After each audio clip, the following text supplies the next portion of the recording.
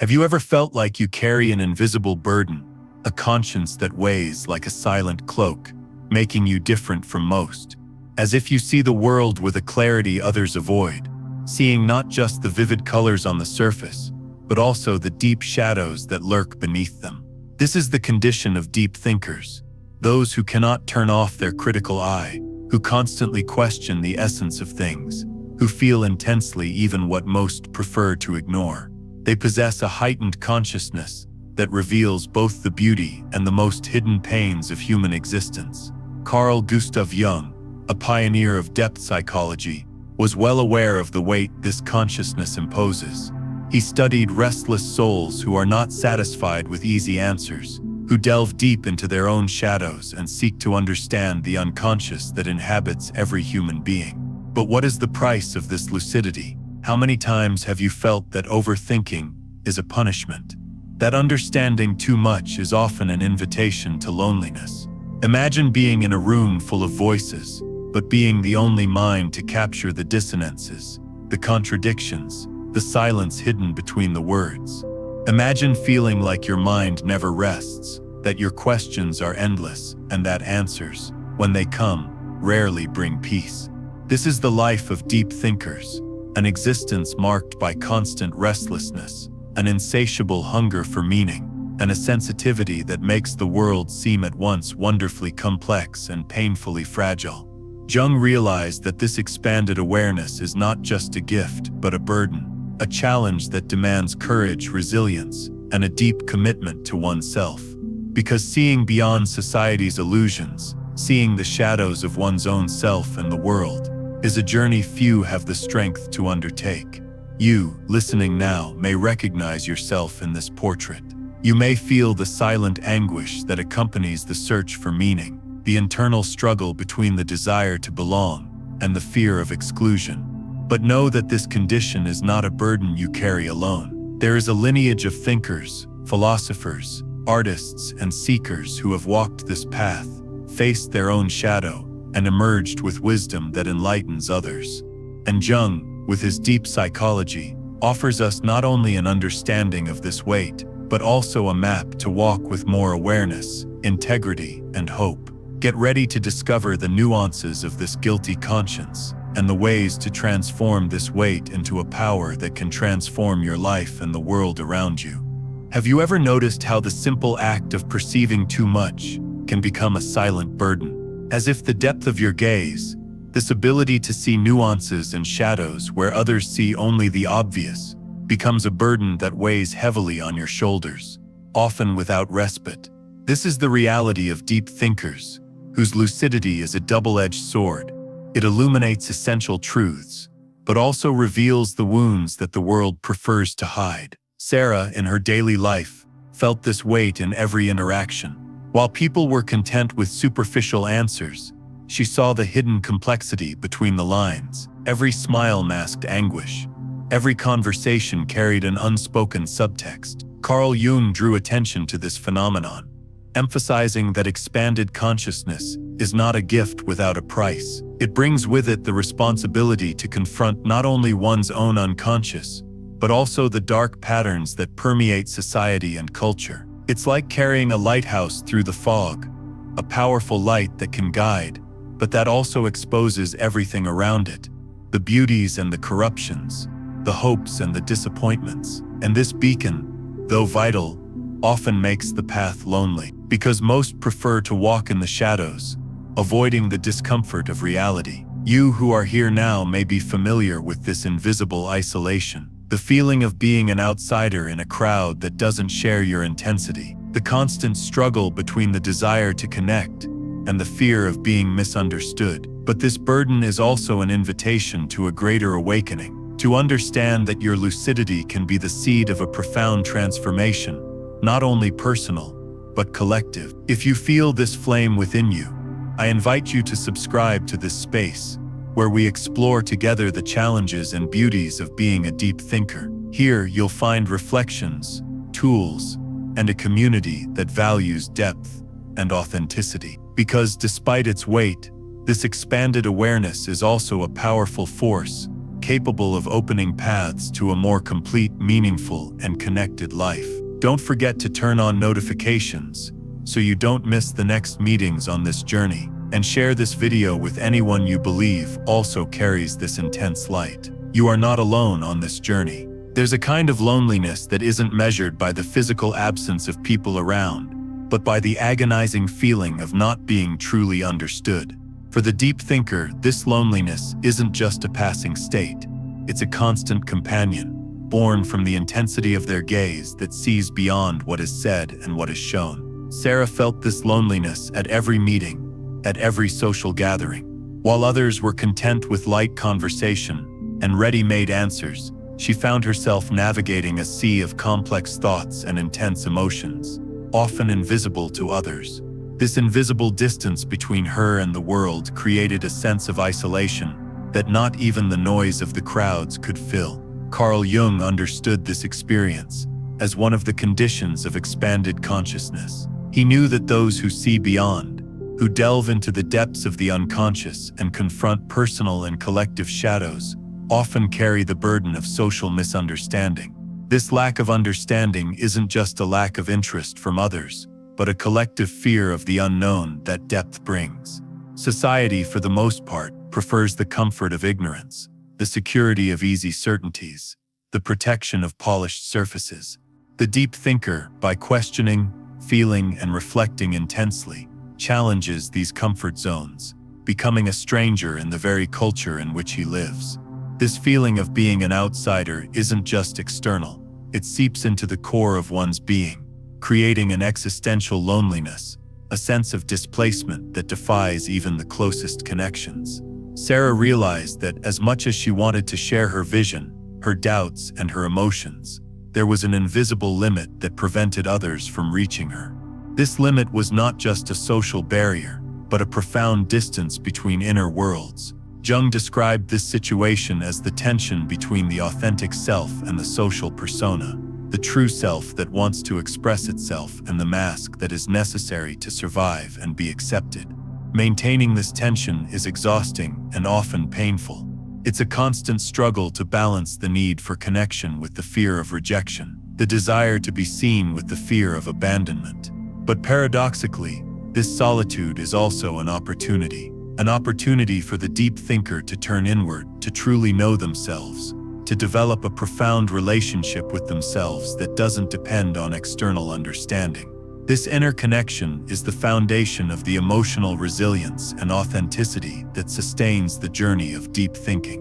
It is in the encounter with oneself, in the acceptance of one's own shadows and lights, that the strength to move forward is born, even when the world seems not to be prepared to welcome your truth. Deep loneliness, then, is not just a void to be feared, but a space for transformation and growth. Sarah learned that to survive this loneliness, she needed to cultivate moments of full presence, introspection, and self-acceptance. This learning process, although arduous, led her to a place where loneliness ceased to be an unbearable burden and became a necessary companion for her individuation, the process of becoming whole and authentic.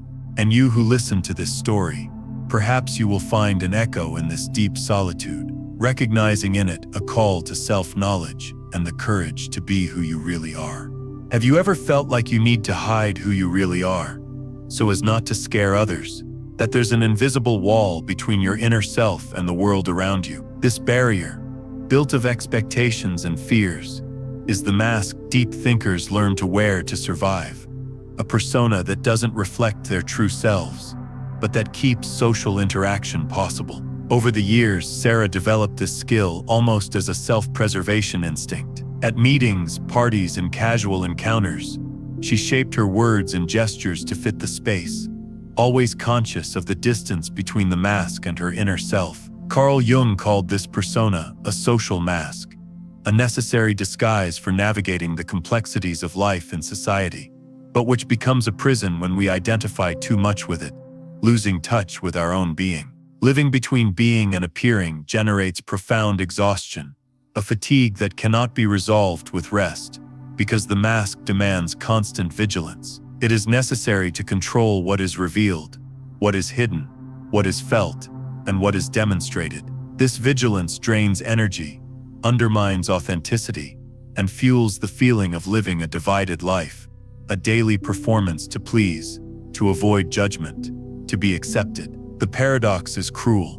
The more the mask protects against abandonment, the more it deepens isolation. After all, how can you truly connect when a significant part of yourself is hidden? Sarah knew this price well. Often the silence following her attempts at closeness felt like a silent confirmation that her depth was too much for others. And this rejection, even if tacit, hurts deeply. It erodes self-esteem, fuels the fear of exposure, and reinforces the cycle of concealment. But Jung also offers us hope.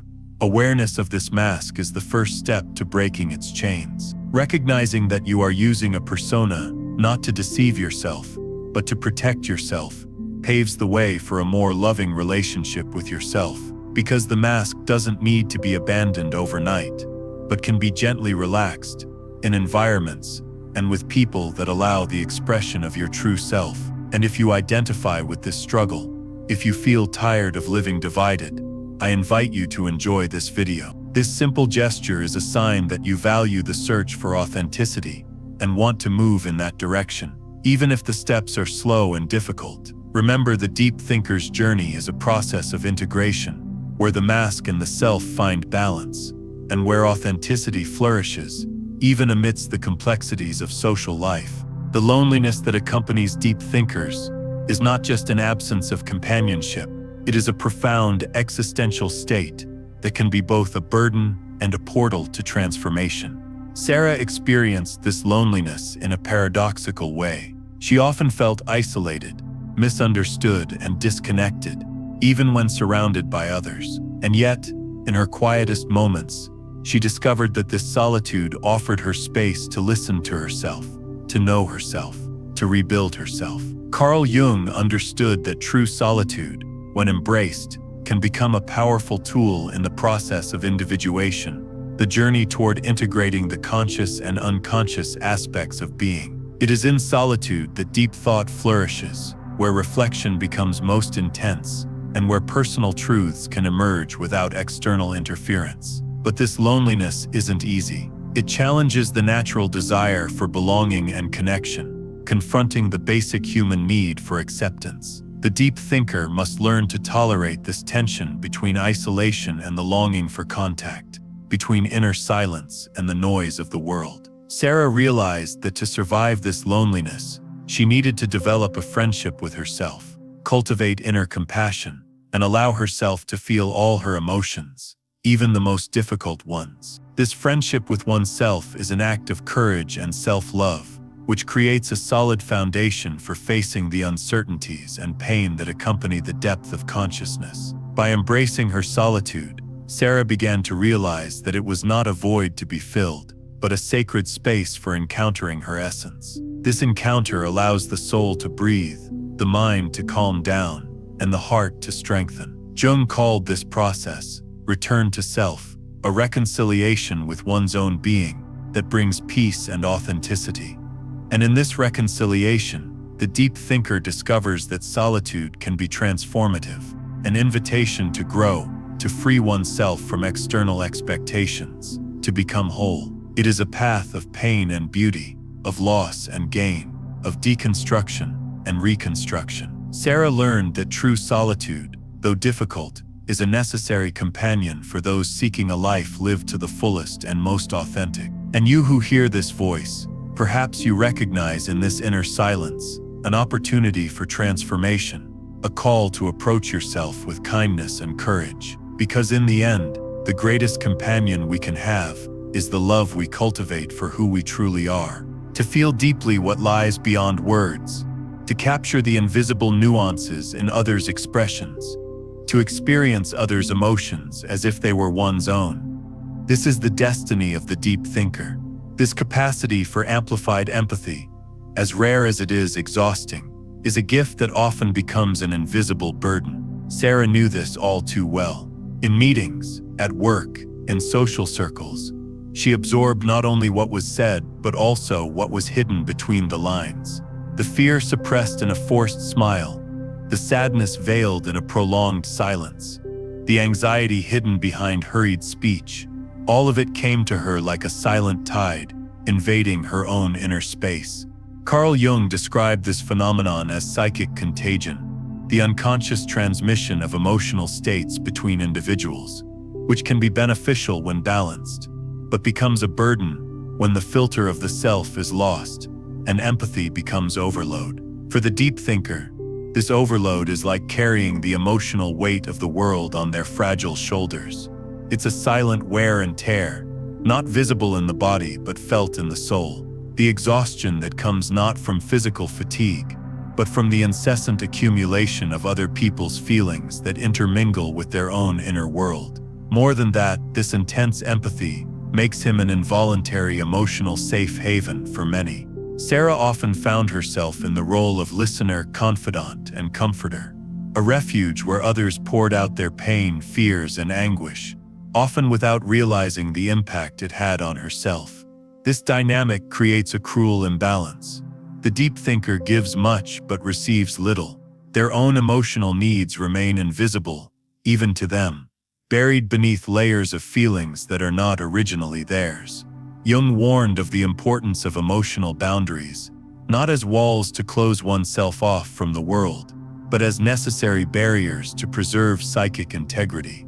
Learning to say no, to walk away when the burden becomes unbearable, to care for oneself with the same dedication one gives to others is a constant and essential challenge.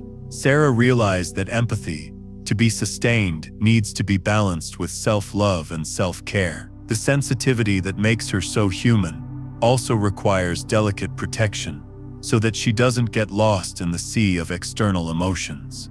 This protection, though often interpreted as selfishness, is an act of courage and wisdom. It's the condition for the light of empathy to continue shining, without being extinguished by wear and tear. Being a deep thinker, therefore, means learning to dance with this intensity, embracing the world with an open heart, but without allowing yourself to drown in it. It's a delicate balance between feeling and protecting, between giving and preserving. In this learning lies the possibility of transforming the burden of empathy into an inexhaustible source of connection and genuine compassion, for oneself and for others. Sarah discovered that by tending to her own soul, she could offer the world not only her sensitivity, but also her strength, her clarity, and her true presence. And so, empathy, once a burden, became a bridge, a channel that connects hearts and transforms lives, starting with your own. Being authentic, being truly oneself, this is the deepest aspiration of thinkers who carry the burden of expanded consciousness. And at the same time, this quest can become one of the most difficult dilemmas to face.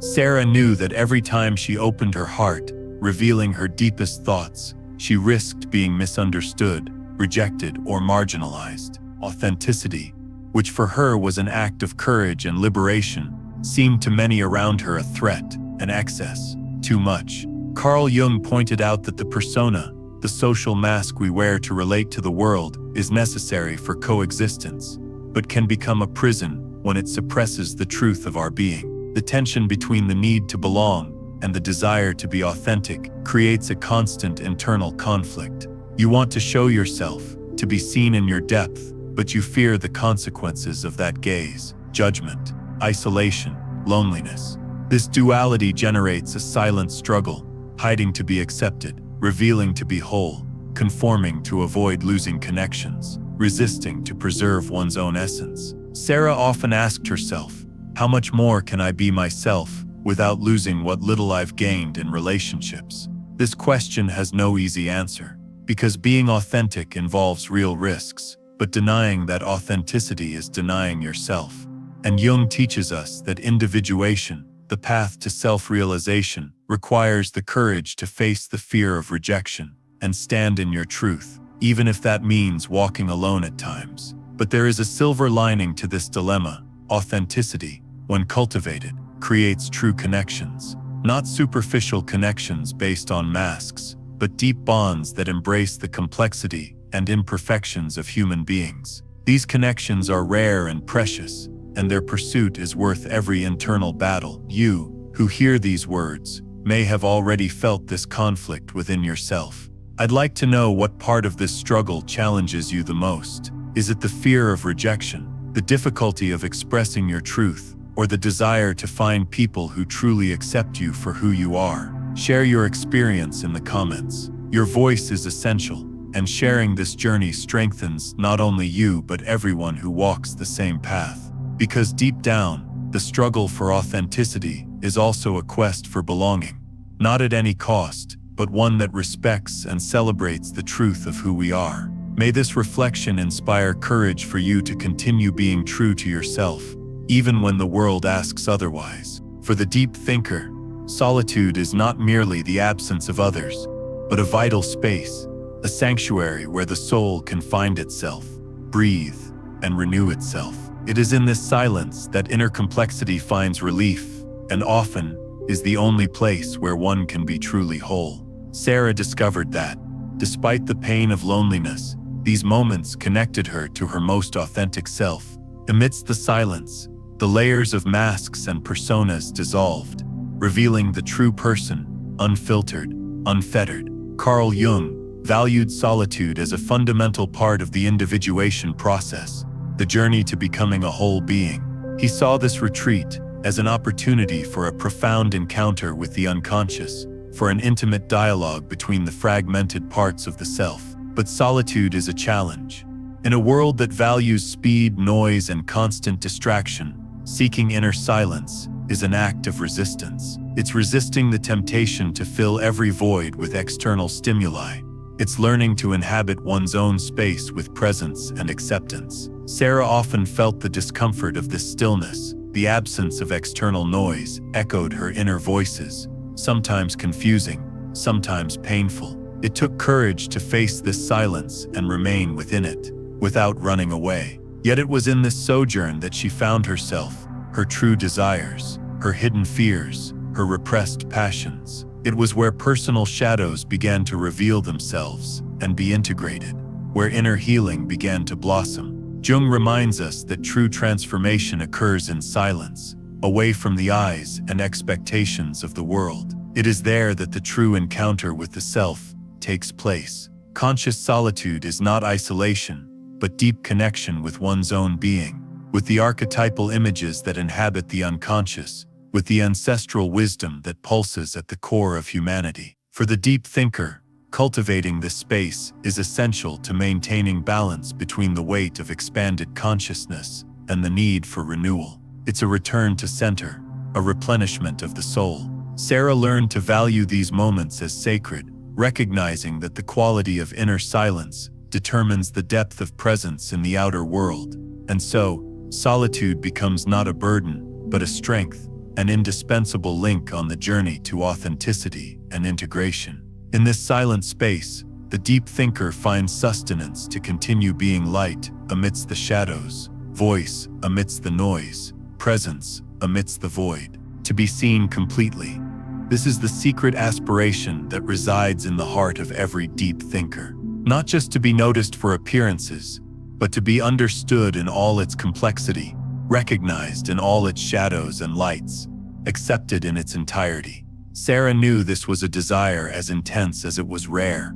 In a world that prefers to simplify, label, and categorize, true visibility becomes a gift that's hard to come by. Carl Jung reflected deeply on this experience, warning of the tension between the inner self and external perception. True visibility requires courage, the courage to show oneself vulnerable, imperfect, and human. But this exposure carries real risks. Fear of judgment, rejection, and misunderstanding can make deep thinkers hesitant to reveal their innermost essence. Thus, it often remains hidden behind a facade that the world is willing to accept, hiding parts that it fears losing. Sarah realized that social and emotional invisibility wasn't just a lack of attention, but a silence that echoed within herself, a silence filled with a longing to be truly seen and heard. This paradoxical invisibility made her feel alone, even in the midst of crowds, and made her question her own existence and worth. Jung taught that individuation, the process of becoming whole, also involves confronting this invisibility. It is necessary to learn to recognize one's own worth, regardless of external recognition. But more than that, it is an invitation to create spaces where true visibility is possible, spaces of acceptance, empathy, and authenticity. Sarah discovered that these spaces aren't many, but they do exist. They are places for deep encounters, sincere dialogues, genuine connections that transcend the usual superficiality. And it is in these moments that the inner light of the deep thinker can finally shine without fear, revealing the richness of its complexity and the beauty of its uniqueness.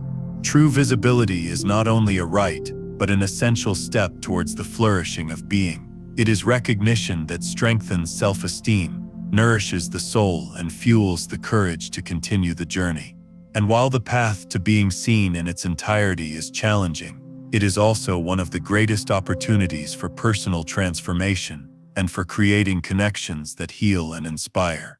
If you're searching for authentic visibility, know that you're not alone. The journey may be lonely, but there's light at the end of the tunnel, a light that comes from a sincere encounter with yourself and with others who dare to show their authentic selves. Getting here is more than a simple journey. It's a profound achievement. You who have listened, felt, and followed this journey through the psychology of deep thinkers are faced with a rare opportunity to recognize the strength that resides within you, that light that, despite the challenges, has never been extinguished. Carl Jung taught us that true awakening happens when we embrace not only the clear, bright, and beloved parts of ourselves, but also the shadows we carry. It is in this balance between light and shadow that we find our wholeness, our deep humanity. This integration, though arduous, is what allows the deep thinker to live with authenticity, courage, and compassion.